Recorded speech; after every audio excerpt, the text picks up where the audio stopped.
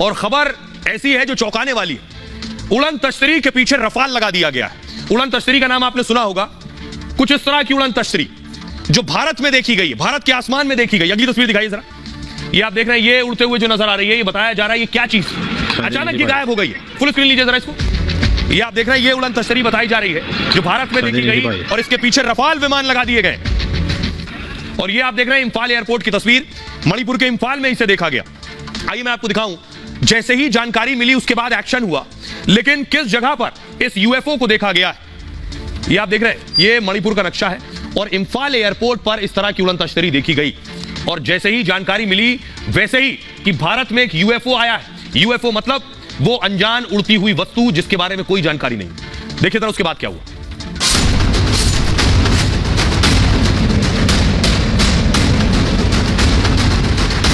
भारत में उड़ती दिखी उड़न तश्तरी। दावा है कि रविवार को इंफाल एयरपोर्ट पर आसमान में काफी बड़े आकार की वस्तु काफी देर तक घूमती रही। उड़न तश्तरी जैसी चीज को देखकर अधिकारियों के होश उड़ गए। रहस्यमयी वस्तु को पकड़ने के लिए वायुसेना ने दो रफाल फाइटर उड़ा दिए। रफाल विमान काफी देर तक अनजान विमान को खोजते रहे, लेकिन तब तक उड़न तश्तरी जैसी चीज गायब हो चुकी थी। सवाल यही है, इंफाल के आसमान में दिखी वस्तु क्या थी? क्या एलियन धरती से संपर्क करने की कोशिश कर रहे हैं?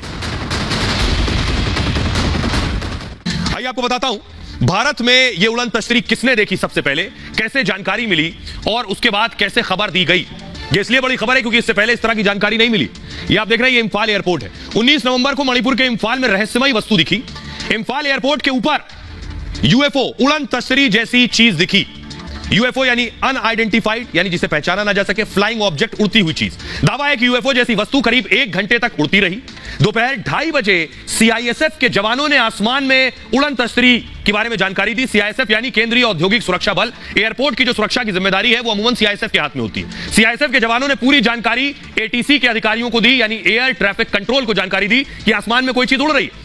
इंफाल एयरपोर्ट पर फौरन विमानों की उड़ान पर रोक लगा दी गई।